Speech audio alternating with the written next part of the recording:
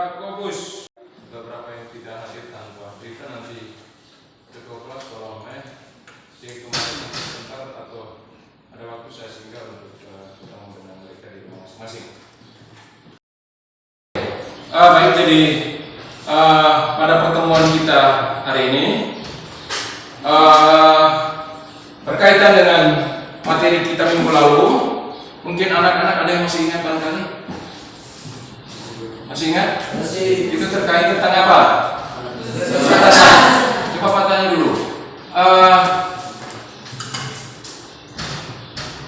Berapa model mesin tetes yang adik-adik ketahui? Siapa yang bisa jawab? Sana. 2, 1, siapa? Manual. Yang berikut. Otomatis. Luar biasa, kita memberikan aplaus. Saya ingin berlaku ini dengan hati, berarti anak-anak punya kesiapan. Baik, jadi sebelum kita hari ini kita akan membicarakan kompetensi dasar tentang melakukan proses penetasan telur gas. Kita harus melakukan proses persiapan. Nah, persiapan seperti itu yang kita harus menyiapkan tahapan-tahapan semua proses itu untuk kita menuju ke pertemuan berikut, yaitu proses penetasan. Bisa paham? Oke. Baik, adapun tujuan dari pembelajaran kita pada hari ini yaitu yang pertama kita menyiapkan peralatan untuk penetasan telur unggas dengan tepat melalui praktek nanti itu. Ya, kita harus melakukan beberapa tahapan persiapan. Dan yang berikut melakukan proses penetasan. Jadi kita sebelum kita melakukan proses penetasan, tentu kita harus mempersiapkan peralatan-peralatan yang dibutuhkan pada saat proses penetasan. Kita siapkan telur-telur yang kita mau tetaskan itu kita siapkan dulu. Nah, melalui beberapa tahapan. Setelah kita kumpulkan, tentu setelah kita kumpulkan kita harus melakukan apa? Pembersihan. Kenapa? Karena sebelum masuk ke dalam mesin itu telur-telur yang mau ditetaskan itu harus bersih atau steril. Sehingga dalam proses penetasan tidak terjadi kendala-kendala yang kita tidak inginkan. Pada penyiapan telur tetas, yang pertama pemilihan telur. Jadi itu nanti kita akan lakukan. Kita pilih telur yang masuk kriteria yang mana bisa ditetaskan dan yang mana kita tidak bisa tetaskan.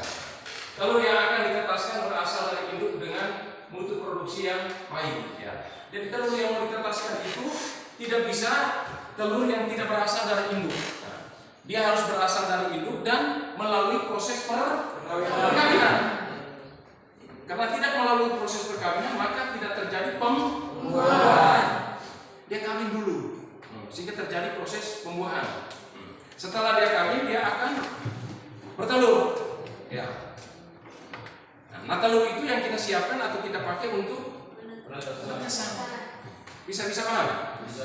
Jadi tanpa melewati proses perkawinan, otomatis tidak akan terjadi pembuahan karena dia tidak melakukan proses perkawinan. Pembersihan telur nanti kita akan lakukan dan penyimpanan telur. Dan penyimpanan telur juga tidak sembarangan. Pembersihan mungkin kita dengan lap atau bisa dengan alkohol. Yang nanti kita akan praktekkan itu adalah mesin tetas manual. Nah, manual itu berarti pengoperasiannya oleh siapa? Manusia. Semua proses itu dilakukan oleh manusia.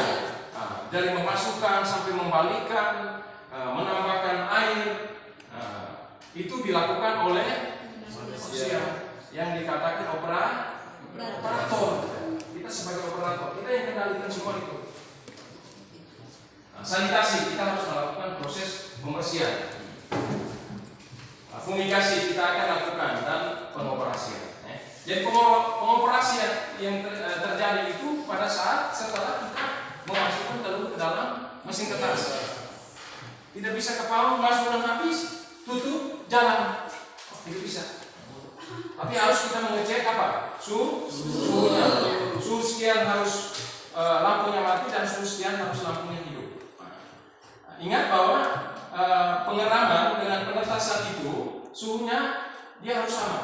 Jadi pengeraman yang terjadi pada induk ayam itu sama dengan yang kita modifikasi di mesin tetas. Bisa? Oke.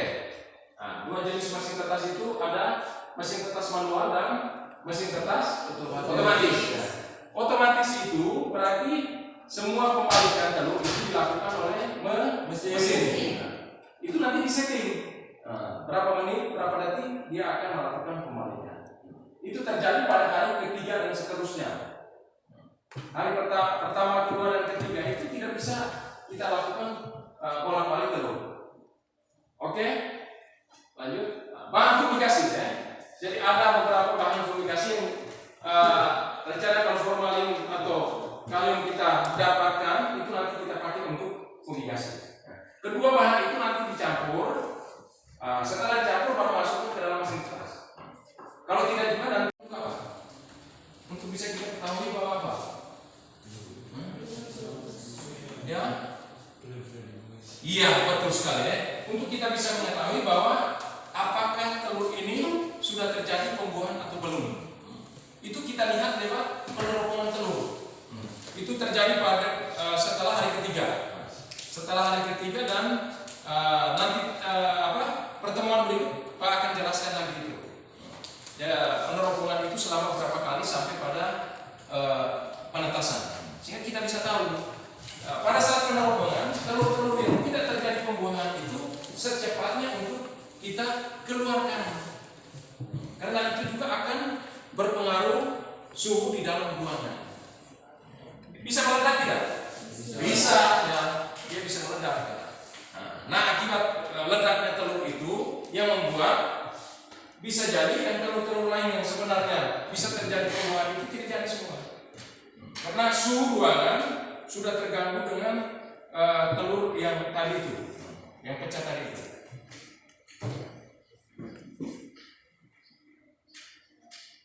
Yang berikut penyebab kegagalan ini sangat penting ya. Jadi adik-adik kita harus tahu bahwa tidak selamanya kita melakukan proses penetasan itu berarti hasil akhirnya semua telur ditetaskan. Tidak. Kita harus mendalami penyebab kegagalan dari proses penetasan. Beberapa hal penyebab kegagalan dalam penetasan yaitu yang pertama telur jernih dan infertil. Itu berarti telur yang tidak melewati proses pembuahan. Pada saat kita melakukan peneropongan, bagian dalam telur itu dia jernih saja. Tidak ada serat-serat. Tahu serat-serat? Pada saat teropong dia tembus saja. Tidak ada serat-serat merah yang membuat seperti apa? Gurita juga. Tahu kan? Yang berikut telur tidak terbuahi karena rasio jantan dan betina tidak tepat. Pertemuan minggu lalu perbandingan jantan berapa dan betina berapa? Ya. Untuk bisa melakukan proses perkawinan. Kalau betinanya lebih banyak, jantan tidak bisa untuk melayani semua betina-betina itu. Sehingga harus ada perbandingan perkawinan. Yang berikut langsung. Ya. Harus cari jantan yang oke ya. Paling tidak dari luar itu ya harus performance itu harus menarik ya. Pakai contoh ya. Kalau adik-adik ganteng itu pasti banyak cewek yang tertarik atau tidak? Ya. Jantan kita harus dia membatasi suhu pada saat lampu hidup. Nanti minggu depan kita langsung praktekkan sehingga adik-adik tahu bahwa standar suhu yang normal itu adalah dari 35, sekian sampai 38, sekian itu dia harus mati dan sampai di 35, sekian dia hidup kembali. Itu nanti kita setting. Yang berikut fumigasi tidak benar. Jadi sanitasi sterilisasi di dalam ruang mesin tetas tidak benar. Itu juga akan mempengaruhi proses kematian embrio di awal penetasan. Yang berikut mesin tetas terlalu cepat atau lambat, menetas terlalu cepat atau lambat dan menempel. Jadi pada saat hari ke 17, 18 ke sana itu biasanya kerabang telur dengan anak ayam di dalam itu kalau bulunya melekat di kerabang telur itu berarti sulit untuk pecah. Nah, pada saat kita melakukan bantuan itu juga akan berpengaruh pada bisa DOC atau anak ayam itu cacat. Jadi kita akan mencoba dan kita doakan sehingga penetasannya itu secara normal, tidak melalui bantuan pemecahan atau bantuan kerabang untuk kita buat kerabang.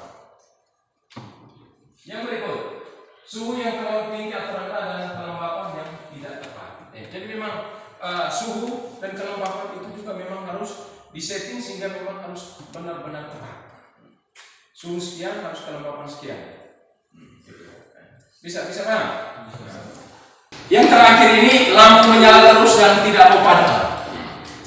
Jadi kalau lampu menyala terus dan tidak mau padam, berarti suhu di dalam itu panas atau dingin? Panas. Dan itu akan menyebabkan kematian embrio di dalam telur itu. Panas terus tidak mati itu kan dia mati.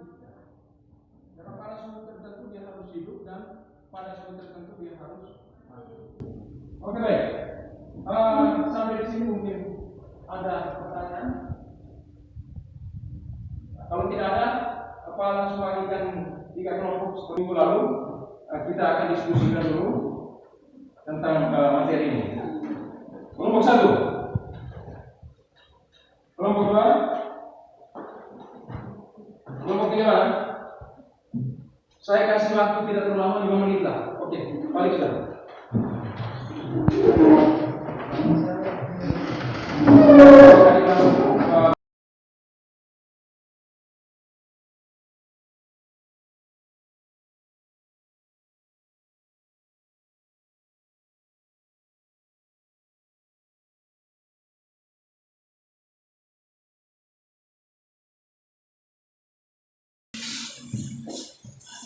Ada 3 nomor itu ya. Kelompok mana yang bisa duluan?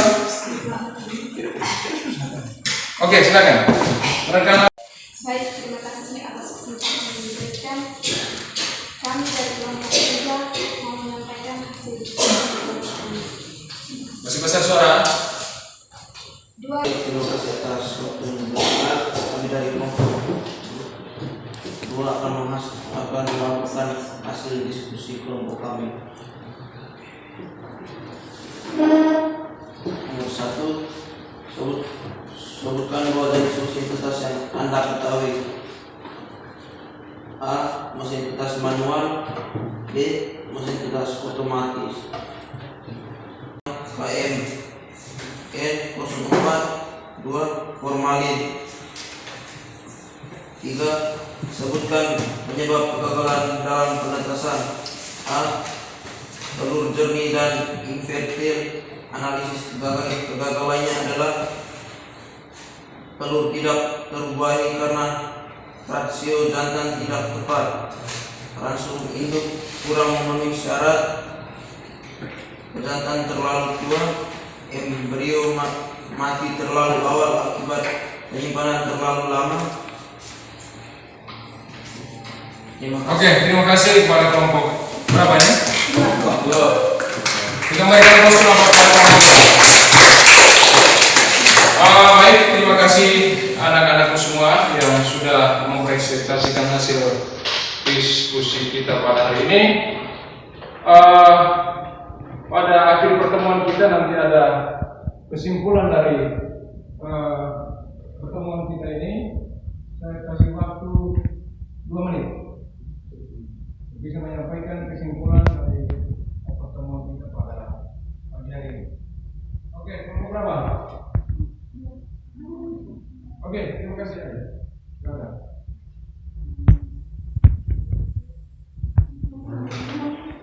Baik, terima kasih atas waktu yang diberikan. Kami dari kelompok 2 akan menyampaikan